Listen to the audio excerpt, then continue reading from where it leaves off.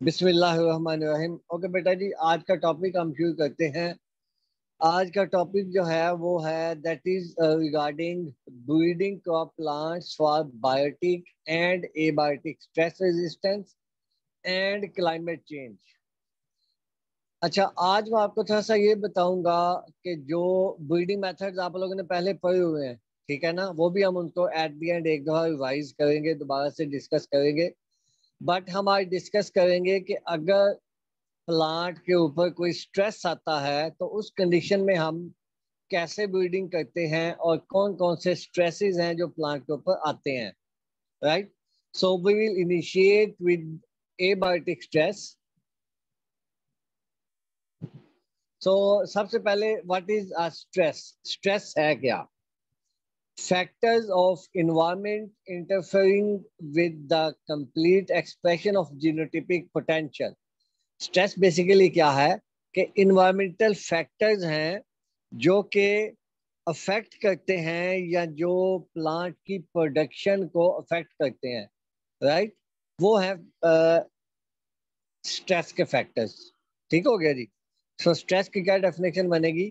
Factors of environment which interfere with the expression of genotype. अब आपको पता है एक्सप्रेशन ऑफ जीनोटाइप क्या होता है? वो फिनोटाइप होता है, ठीक है ना। तो इन्वायरमेंट के वो फैक्टर्स जो फिनोटाइप को अफेक्ट करते हैं, दे आर कॉल्ड स्ट्रेस। अब जो स्ट्रेस है वो दो तरह की होती है।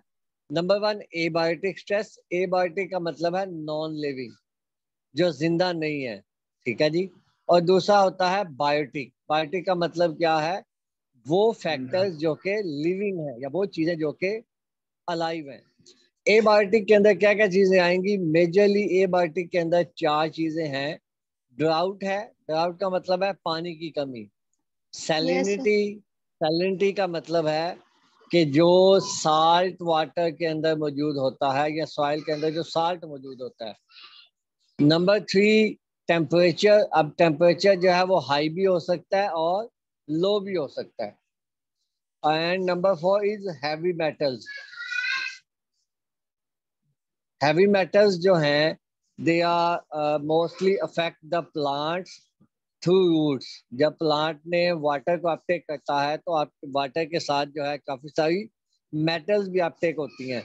मेटल्स का मतलब बेसिकली जो आप कह लें कि न्यूट्रिएंट्स भी होते हैं। और सर हैवी आपकी मेटल्स आवाज वो कट हैं रही है जैसे सर।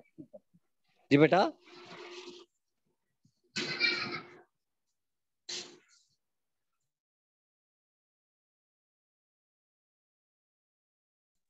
सर शायद कोई सिग्नल्स का इशू है। सर आपकी आवाज नहीं क्लियर। जी बेटा, आवाज आ रही है? सर आपकी आवाज जी क्लियर सर आ रही ठीक है। है। ओके। नहीं, एक स्टूडेंट में आवाज आई थी शायद कि आवाज कट गई बीच में। जी सर पहले कट रही थी अब। ओके, अब ठीक है। सो चार एबायोटिक फैक्टर्स हैं जो हम डिस्कस करेंगे। ड्राउट है, सैलिनिटी है, टेम्परेचर है और हैवी मेटल्स हैं। ठीक हो गया जी। अच्छा जी, इसके अलावा जो इन्वायरमेंटल कंडीशंस हैं सर जो कि स्ट्रेस को जो cause फर्स्ट करती स्लाइड सर जो आप फर्स्ट स्लाइड आपने पढ़ाई है जिसमें स्ट्रेस में वो आया था ये देखें जीनोटापिक पोटेंशियल। सर इसमें आपने बताया है कि ये आता है फिनोटाइप में। ये पता नहीं क्या आपने बताया, मुझे इस चीज की नहीं समझ आई कि ये अगर ये बताता हूँ। जीनोटिपिकली होगी तो वो होमोजाइगस नहीं होंगे, तो फिर ये नहीं फिनोटिपिकली नहीं, मैं कैसे हो बताता गया हूँ, मैं मुझे बताता जी जी। हूँ। ये है basically expression of genotypic potential. Genotypic potential का मतलब ये होता है कि एक प्लांट है ना, उसके अंदर जो जी सर। जीन्स हैं, उसके अगर हम सिर्फ जी सर। जीन्स को देखें तो उसमें कितनी प्रोडक्शन पैदा करने का पोटेंशियल मौजूद है। Yes sir. ठीक है, इसको हम जीनोटिपिक पोटेंशियल कहते हैं। मिसाल के तौर पर एक वीट की वैरायटी है, उसके अंदर जीन्स यस यस ऐसे सर। मौजूद हैं कि अगर वो जी जी जी सर समझ आ रही है मुझे। ओके, अगर वो जीन जो है वो सारे अपना एक्सप्रेशन दें तो फाइनल जो प्रोडक्शन है वो 80 मॉन्ट्स तक आ सकती है, 80 मान तक प्रोडक्शन आ सकती है फॉर एग्जांपल। ठीक है, जी सर। ये उसका जेनेटिक पोटेंशियल होगा। अब इस जेनेटिक पोटेंशियल में से actually on the ground field के अंदर कितनी प्रोडक्शन आती है वो उसकी फिनोटाइप है। अब उस यस फिनोटाइप सर। को इफेक्ट करती है, बाकी फैक्टर्स भी इफेक्ट करते हैं। जी ठीक है, तो यहाँ पे जी वो उसकी बात है कि जो उसमें एक्चुअल पोटेंशियल मौजूद है, उस एक्चुअल पोटेंशियल को जो फैक्टर्स कम करते हैं जो उस एक्चुअल पोटेंशियल को, वो स्ट्रेस कहलाते हैं। Yes sir. अच्छा, इसके अलावा ये भी तकरीबन वही है, लेकिन इसमें कुछ मजीद फैक्टर्स ऐड हैं। जैसे वाटर लॉगिंग है। वाटर लॉगिंग का मतलब क्या है कि ऐसी जगह जहाँ पे पानी ज्यादा खड़ा हो, ठीक है ना, वाटर लॉग कंडीशन। तो वाटर लॉगिंग एंड ड्राउट, ये वो फैक्टर्स है एनवायरनमेंट के। सॉइल सैलिनिटी है, हाई और लो टेम्परेचर है, ओजोन का इफेक्ट आ सकता है, लो ऑक्सीजन का इफेक्ट आ सकता है, फाइटोटॉक्सिक कंपाउंड्स आ सकते हैं। इसके अलावा जो है इनएडिक्वेट मिनरल्स इन द सॉइल्स, ये भी पॉसिबल है प्रॉब्लम होना। इसके अलावा जो है वो लाइट का प्रॉब्लम भी हो सकता है, ठीक है ना। तो ये सारे एनवायरमेंटल कंडीशंस हैं जो कि प्लांट को अफेक्ट करती हैं। इनमें से जो हमने पहली 4 चीजें वही हम डिस्कस करेंगे वन बाय वन। अच्छा जी, इसकी जो है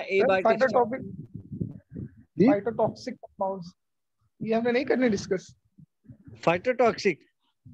फाइटोटॉक्सिक जो है वो बेसिकली जो लिविंग ऑर्गेनिज्म जो पॉइजन्स प्रोड्यूस करते हैं या जो टॉक्सिक केमिकल्स प्रोड्यूस करते हैं, उनको फाइटोटॉक्सिक कहते हैं। इसको बायोटिक स्ट्रेस के अंदर डिस्कस करेंगे थोड़ा सा। ठीक है सर। ओके। अच्छा, एबायोटिक स्ट्रेस जो है उसकी कैरेक्टरिस्टिक्स क्या हैं कि एक तो वो अनप्रिडिक्टेबल होती है, आपको नहीं पता कि किस वक्त स्ट्रेस आ जाए, ठीक हो गया जी। Number 2, they are mostly impossible to manage. बहुत सारी ऐसी चीजें हैं जो कि आप मैनेज नहीं कर सकते। फॉर एग्जांपल, आपकी फील्ड के अंदर क्रॉप लगी हुई है और बारिश आ जाती है, ठीक है ना, अब आप उसका कुछ नहीं कर सकते, you can't stop the rain, ठीक हो गया ना। तो वो कुछ दफा बहुत सारी ऐसी स्ट्रेसेस हैं जो कि इम्पॉसिबल टू मैनेज हो जाती हैं, आप उसको मैनेज नहीं कर सकते। ऐसे ही मौसम जो है एक्सपेक्टेड होता है कि ठंडा मौसम हो, लेकिन अचानक से गर्मी बहुत ज्यादा इंक्रीज हो जाती है, उसको आप मैनेज नहीं कर सकते, ठीक हो गया जी। अच्छा, इसके अलावा जो स्ट्रेसेस हैं, एक स्ट्रेस जो है वो उसका लेवल इंक्रीज भी हो सकता है और वो डिक्रीज भी हो सकता है। कैसे? फॉर एग्जांपल, आपने फील्ड में पानी इरिगेशन की, ऊपर से हीट बहुत ज्यादा हो गई, तो क्या होगा, वो जो आपने इरिगेट किया होगा वो पानी जल्दी इवेपोरेट हो जाएगा, ऐसे ही है ना। हीट की वजह से जो आपने प्लांट को पानी लगाया वो क्या हो गया, वो ज्यादा जल्दी इवेपोरेट हो गया। तो उस वजह से एक जो स्ट्रेस है उसने दूसरी स्ट्रेस को कम या ज्यादा या अफेक्ट किया। तो स्ट्रेसेस ये भी करती हैं, यानी कि इनका आपस में इंटरलिंक्ड जो रिलेशन है वो भी होता है। अच्छा, उसके बाद है जी, प्लांट जो है वो हर स्ट्रेस को डिफरेंट रिस्पॉन्स देता है, ठीक हो गया जी। और उसके बाद जो है एक एबायोटिक स्ट्रेस के जो इफेक्ट होते हैं वो किसी दूसरी के साथ भी हो सकते हैं। फॉर एग्जांपल, पानी की कमी की वजह से जो प्रॉब्लम्स आते हैं वो हीट की ज्यादा होने की वजह से भी वही प्रॉब्लम्स आ सकते हैं। कैसे भला?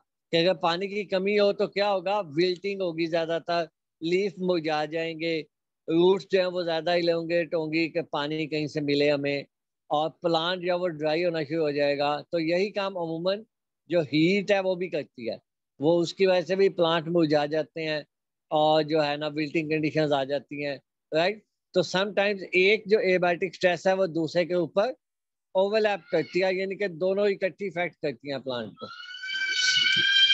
अच्छा जी, अब आ जाए जो हमने जो 4 डिस्कस करनी थी उनमें से सबसे पहली है ड्राउट। तो ड्राउट क्या है? ड्राउट है जी मॉइस्चर स्कैर्सिटी। स्कैर्सिटी का मतलब है कम होना। सो पानी की कमी को जो हम ड्राउट स्ट्रेस कहते हैं। अच्छा, ड्राउट के अगेंस्ट प्लांट के अंदर कौन से ऐसे वेज हैं जिनकी वजह से प्लांट जो है वो ड्राउट से बच सकता है? नंबर 1 है escape, number 2 avoidance, number 3 tolerance. अच्छा, एस्केप, अवॉइडेंस और टॉलरेंस जो है इनमें डिफरेंस क्या है? बेसिकली एस्केप का मतलब ये है कि ड्राउट के आने से पहले ही प्लांट ने अपना लाइफ साइकिल कंप्लीट कर लिया, यानी कि वो ड्राउट के आने से पहले ही भाग गया वहां से, अपना उसने लाइफ साइकिल कंप्लीट किया और अपना लाइफ साइकिल कंप्लीट करने के बाद सीड्स प्रोड्यूस किए और खत्म हो गया। ये एस्केप है। उसके बाद है जी अवॉइडेंस। अवॉइडेंस के दौरान क्या करता है प्लांट कि जिस वक्त सॉइल के अंदर पानी की कमी है तो प्लांट जो है वो वाटर एब्जॉर्ब करके तो अपनी बॉडी के अंदर वाटर को मेंटेन कर लेता है, दिस इज अवॉइडेंस। ठीक हो गया जी। और लास्ट वन है टॉलरेंस। टॉलरेंस के अंदर जो है प्लांट अपनी वाटर को भी मेंटेन करता है और साथ में प्रोडक्शन को भी मेंटेन करता है। ठीक है जी। अवॉइडेंस के अंदर जो है ना वो प्लांट सिर्फ अपना सर्वाइवल को देखता है, दैट्स ऑल। लेकिन जो टॉलरेंस है उसके अंदर प्लांट अपनी प्रोडक्शन को भी देखता है, यानी कि प्लांट अपने वाटर को भी सेव करके रखता है, प्लस जितनी उसे प्रोडक्शन देनी है वो भी देता है। तो ये सबसे हाईएस्ट लेवल है जो ड्राउट टॉलरेंस है। ठीक हो गया जी। सर जी ओके ये जी। ड्राफ्ट तो अनप्रिडिक्टेबल होता है, क्या चीज?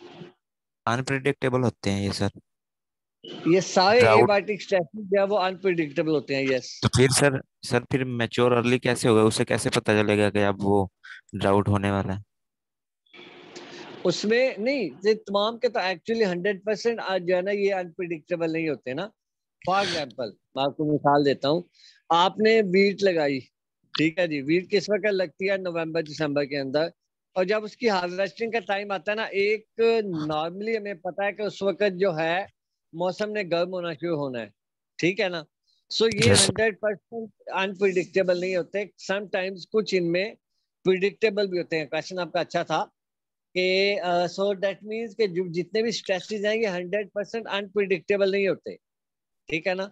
कुछ जी प्लांट के अंदर जिसको हम एक्चुअली कहते हैं मेमोरी, जैसे ह्यूमंस के अंदर मेमोरी होती है ना, इसी तरह से जो प्लांट्स हैं वो भी अपने उनके अंदर मेमोरी होती है। वो चीजों को सेव करते हैं कि प्रीवियस ईयर जो है वो कैसी कंडीशंस किस वक्त आई थी और उसके अकॉर्डिंग जो है वो नेक्स्ट ईयर कैसी आएंगी। जी सर। ठीक है ना, एक मिनट वेट।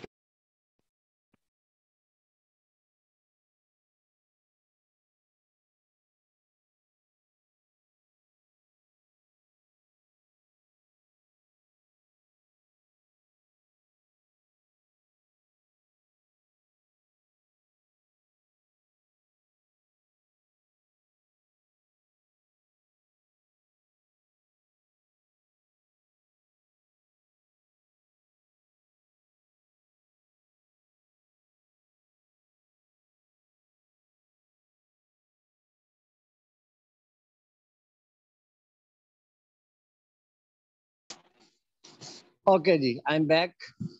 ड्राउट स्ट्रेस की हमने बात कर ली। इसके बाद है साल्ट स्ट्रेस। साल्ट जो है वो क्या है कि ऐसे मॉलिक्यूल्स हैं जो कि प्लांट को इंजॉय करते हैं।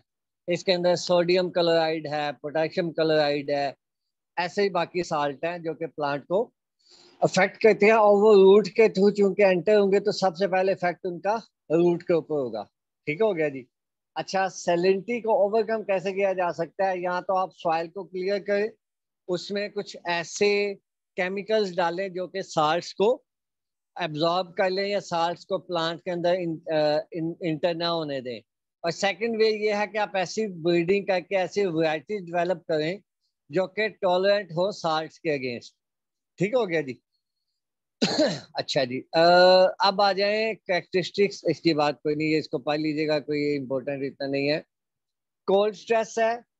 कोल्ड स्ट्रेस के अंदर जब टेम्परेचर जो है वो बिलो जीरो चला जाए तो उसको हम कोल्ड स्ट्रेस कहते हैं। ठीक है जी। और अगर जो है टेम्परेचर माइनस में चला जाए तो उसको फ्रीजिंग टेम्परेचर कहते हैं। दो चीजें हैं कोल्ड स्ट्रेस के अंदर, एक चिलिंग है और एक फ्रीजिंग है। चिलिंग क्या होगा कि अगर 0 से लेकर 10 डिग्री सेल्सियस तक टेम्परेचर हो, यानी माइनस में ना जाए तो वो चिलिंग है, और अगर माइनस में चला जाए तो वो फ्रीजिंग है। चिलिंग के अगेंस्ट रेजिस्टेंस जो है वो कैसे प्रोड्यूस की जा सकती है? जी, chilling sensitive plants are typically tropical plants. Temperate plants are generally tolerate to chilling injury. Temperate क्योंकि सॉरी, टेम्परेट रीजन जो हैं वो ऐसे रीजन हैं जहां पर मौसम जो है वो ज्यादा हार्श कंडीशंस होती हैं।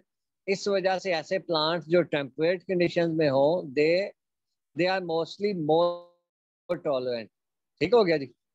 अच्छा, कोल्ड टॉलरेंट के बाद आ गया last one is oxidative stress, जिसको हमने हैवी मेटल्स की बात की थी। तो जो हैवी मेटल्स जो हैं आप कह सकते हो कि हैवी मेटल्स के अंदर ज्यादातर जो है कैडमियम है, इसी तरीके से और जो है वो काफी सारी मेटल्स हैं जो कि प्लांट्स को अफेक्ट करती हैं, वो हैवी मेटल्स हैं। अच्छा, इसके बाद एक और जो न्यू चीज अब इसमें ऐड होने लगी है, that is oxidative stress. Oxidative stress का मतलब ये है कि प्लांट के अंदर ऐसे केमिकल्स जो हैं वो प्रोड्यूस हो जाते हैं जो कि प्लांट की मेम्ब्रेन को या सेल वॉल को या सेल्स को अफेक्ट करते हैं। वो अफेक्ट कैसे करते हैं कि वो ऑक्सीडेशन करते हैं। ऑक्सीडेशन का पता है आप लोगों को क्या होता है?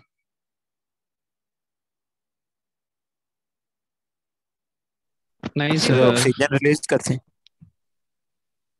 ऑक्सीडेशन का एडिशन मतलब है of addition oxygen. Of oxygen to any molecule, that is oxygen oxidation. Molecule release होते हैं। ठीक है ना? नहीं, ऑक्सीजन ऐड होती है। चले हैं। एनीवेज मैं बताता हूँ आपको। ऑक्सीडेटिव स्ट्रेस के अंदर जो है ज्यादातर प्लांट के अंदर जिस वक्त हीट मिलती है प्लांट को, आपको पता है ना फोटोसिंथेसिस का एक प्रोसेस है। फोटोसिंथेसिस का प्रोसेस जो है उसके दो पार्ट्स हैं। ठीक है जी। पहला जो उसका पार्ट है वो है जिसको हम कहते हैं इलेक्ट्रॉन ट्रांसपोर्ट चेन, ईटीसी कहते हैं जिसको। पहले पार्ट के दौरान जो है वो प्लांट क्या करता है कि जो हीट है उसको एब्जॉर्ब करता है। एब्जॉर्ब करने के बाद कुछ मॉलिक्यूल्स जो हैं वो हायर स्टेट पे चले जाते हैं, इनके वो एक्साइटेड हो जाते हैं। और उसके बाद सेकंड स्टेज के अंदर जो है वो ग्लूकोज या शुगर प्रोड्यूस होती है। तो जो पहली स्टेज है उसके दौरान जो मॉलिक्यूल्स प्रोड्यूस होते हैं उनको हम रिएक्टिव ऑक्सीजन स्पीशीज का नाम देते हैं। क्या देते हैं उसको हम? रिएक्टिव ऑक्सीजन स्पीशीज का नाम देते हैं, ROS।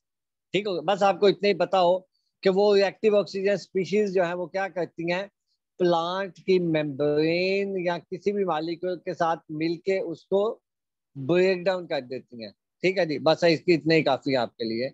सो ऑक्सीडेटिव स्ट्रेस का मतलब क्या है कि जिस वक्त हीट ज्यादा होगी उस वक्त जो है प्लांट के अंदर ऐसे मॉलिक्यूल्स प्रोड्यूस होंगे जो कि दूसरे मॉलिक्यूल्स को अफेक्ट करेंगे या उनको ब्रेक डाउन करेंगे। ब्रेक डाउन कैसे करेंगे? ऑक्सीडेशन के प्रोसेस के थ्रू। ठीक हो गया जी, that's all.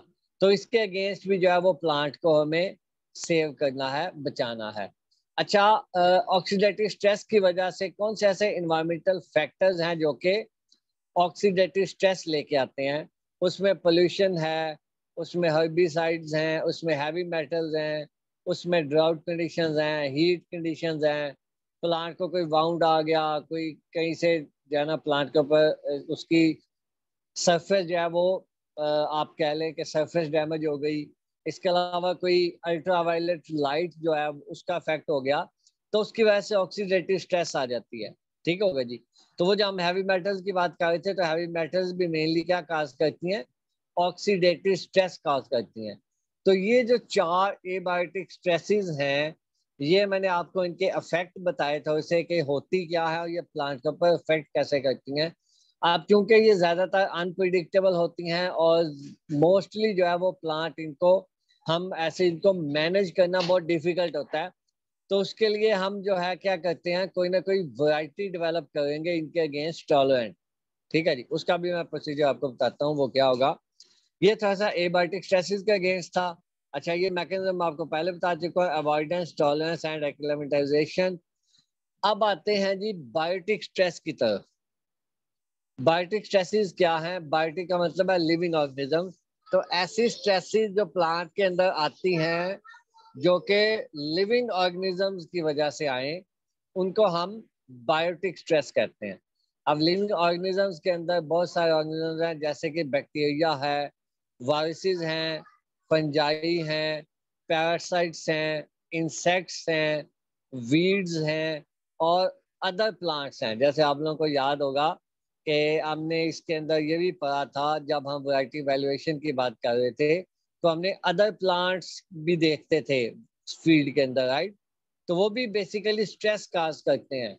For example wheat का प्लांट लगा हुआ है, तो वहाँ पे फॉर एग्जांपल कोई एक बारले का प्लांट है, तो वो जो बारले का प्लांट है वो बेसिकली वीट के प्लांट को स्ट्रेस देगा। क्यों? क्योंकि वो उसके साथ compete करेगा for nutrition, for nutrients, water, और इसके अलावा स्पेस, इसके अलावा स्पेस के लिए सनलाइट। जी जी बेटा।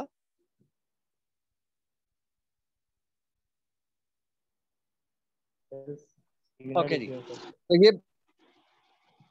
ये थोड़ा सा बायोटिक स्ट्रेस था। ठीक हो गया जी। अब आगे चलते हैं। कौन कौन से, ये यहाँ पे वही उनके नाम बताए हुए हैं जी, कौन कौन से बायोटिक स्ट्रेसेस हैं।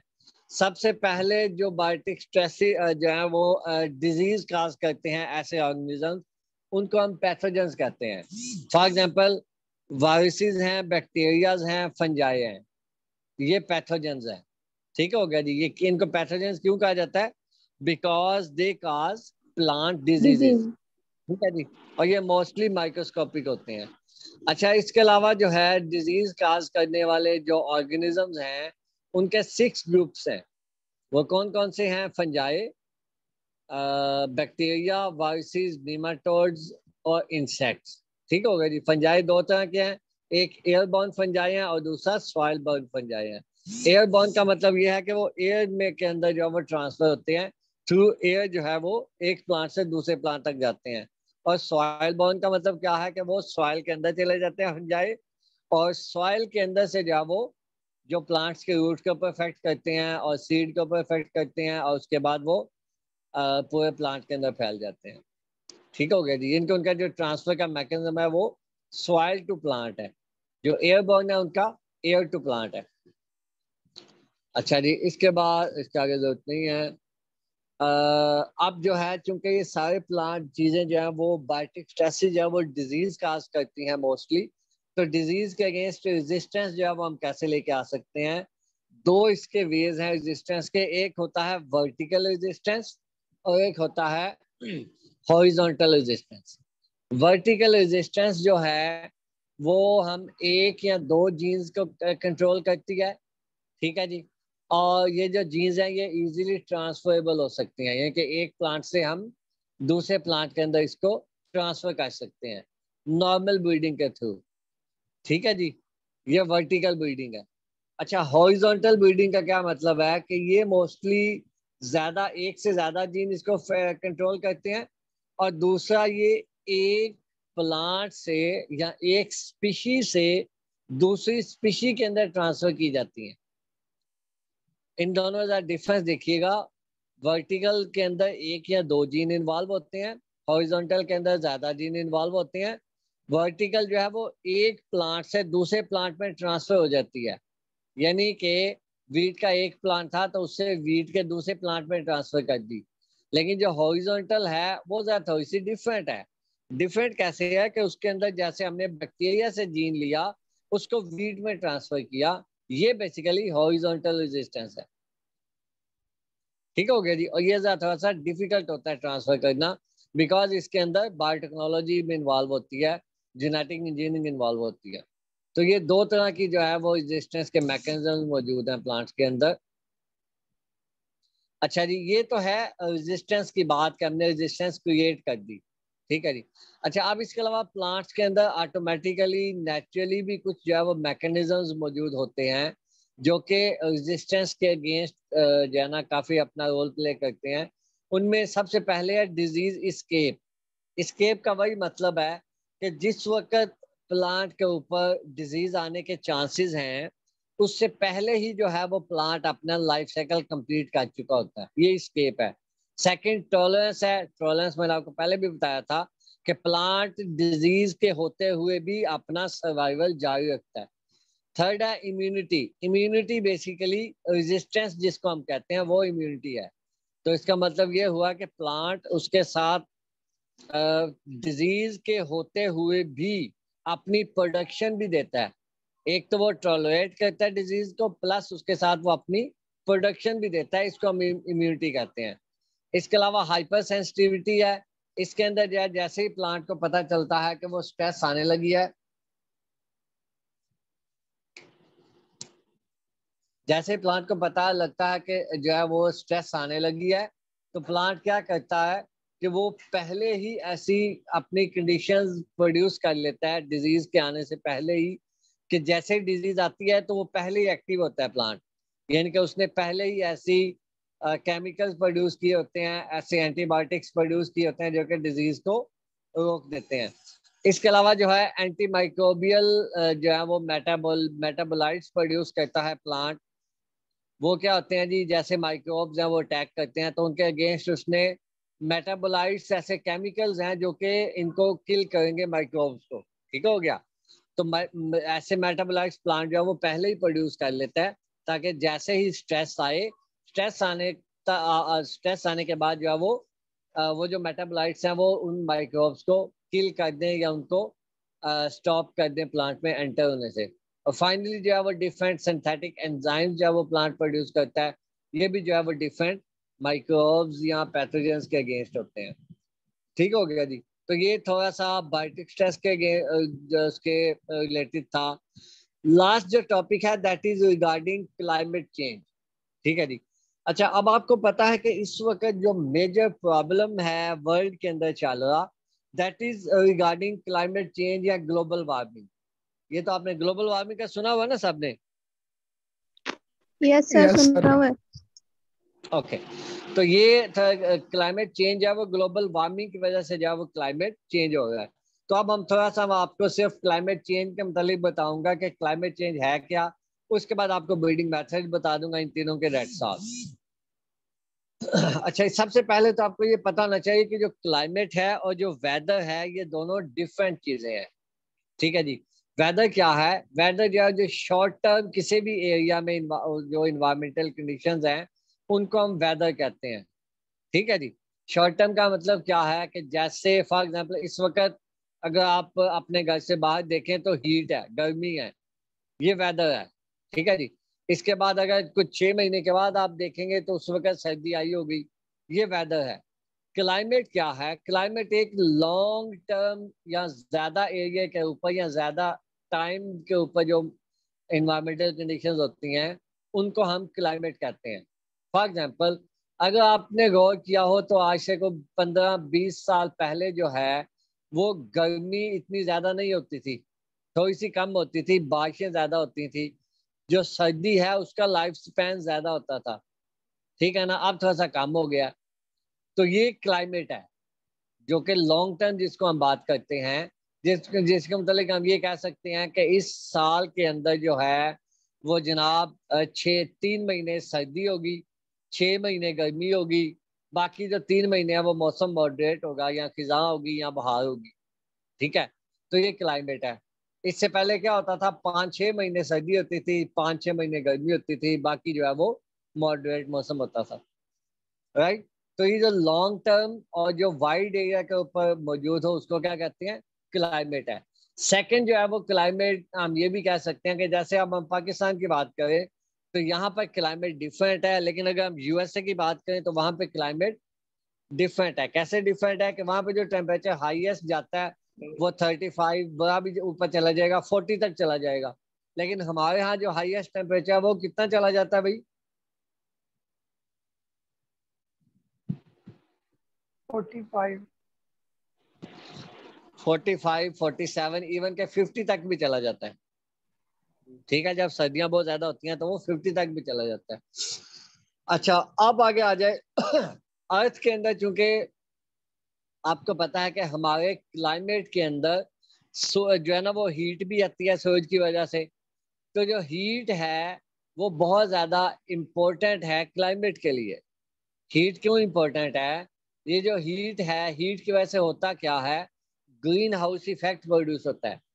ग्रीन हाउस इफेक्ट का क्या मतलब है कि जिस वक्त सूरज की जो रेज हैं या जो सूरज की शुआएं हैं वो जमीन के साथ टच करती हैं और उसके बाद जब वापस जाने लगती हैं तो एयर के अंदर ऐसी जो है वो गैसेस मौजूद हैं जो कि उन रेज को या उन शुआओं को वापस सॉइल के अंदर या जमीन की तरफ वापस भेज देती हैं। उसकी वजह से क्या होता है कि अल्टीमेटली जो सॉइल का या जो जमीन का जो टेम्परेचर है वो इंक्रीज होता है। ठीक है। इसको हम ग्रीन हाउस इफेक्ट कहते हैं।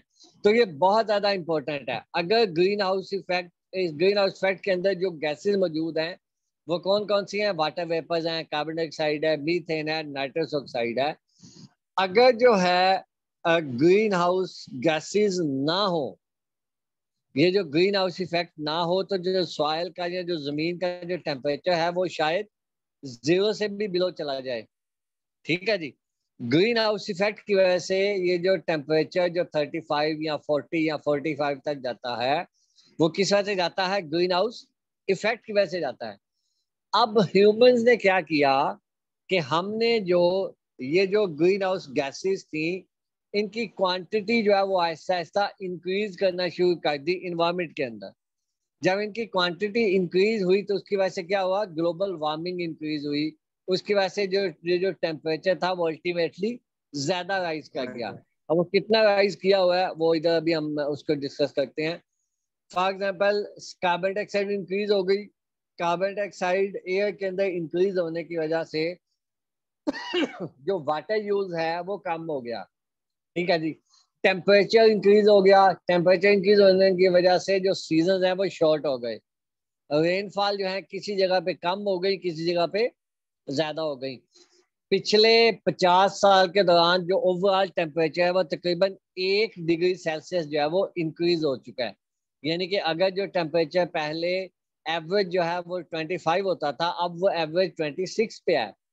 उसकी वजह से क्या प्रॉब्लम्स आ रही हैं? ग्लेशियर्स जो है वो पिघल रहे हैं। जो है वो बहुत सारे ऐसे एरियाज हैं जो कि एग्रीकल्चर के लिए सूटेबल थे, लेकिन वो सारे जो है वो ड्राउट उधर आ चुकी है, वहां पे बारिशें खत्म हो चुकी हैं। ठीक हो गया। तो ये सारे इफेक्ट्स हैं जो कि क्लाइमेट चेंज की वजह से आ रहे हैं, और ये सारे ह्यूमन एक्टिविटी की वजह से हैं।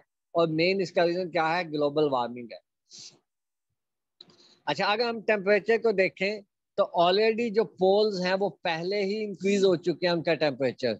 जो पोलर एरियाज हैं जो कि हम कहते थे कि जो जहाँ पे आइस मौजूद है और वो टोटली फ्रोजन है, वहां पर भी जो टेम्परेचर जो है वो ऑलरेडी हॉट होना शुरू हो गया है।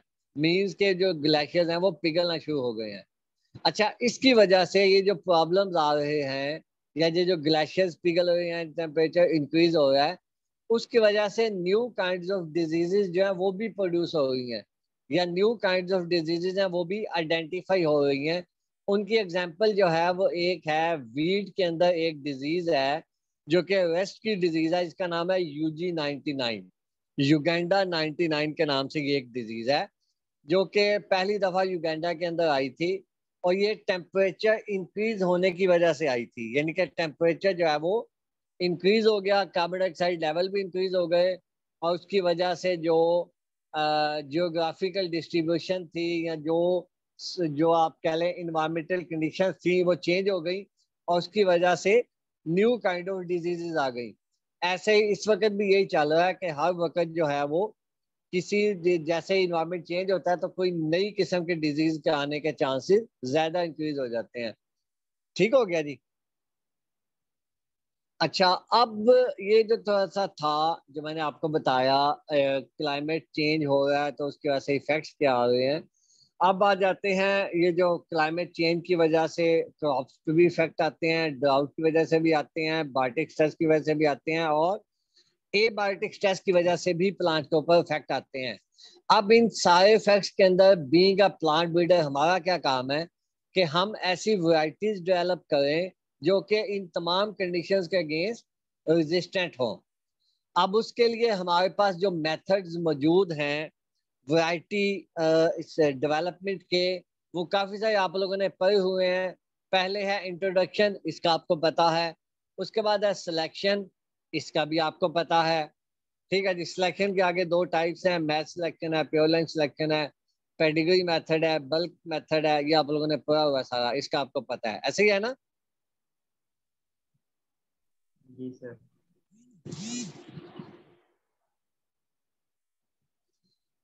ओके जी। उसके बाद हम आगे चलते हैं। हाइब्रिडाइजेशन का मेथड है, ये भी आप लोगों ने पढ़ा हुआ है। इसके अंदर पेडिग्री मेथड है और बैकक्रॉस मेथड है। इसके बाद ये दो वाले मेथड है, एक मैंने आपने डिस्कस किया हुआ है पहले ही, बायोटेक्नोलॉजी, और दूसरा है म्यूटेशन ब्रीडिंग।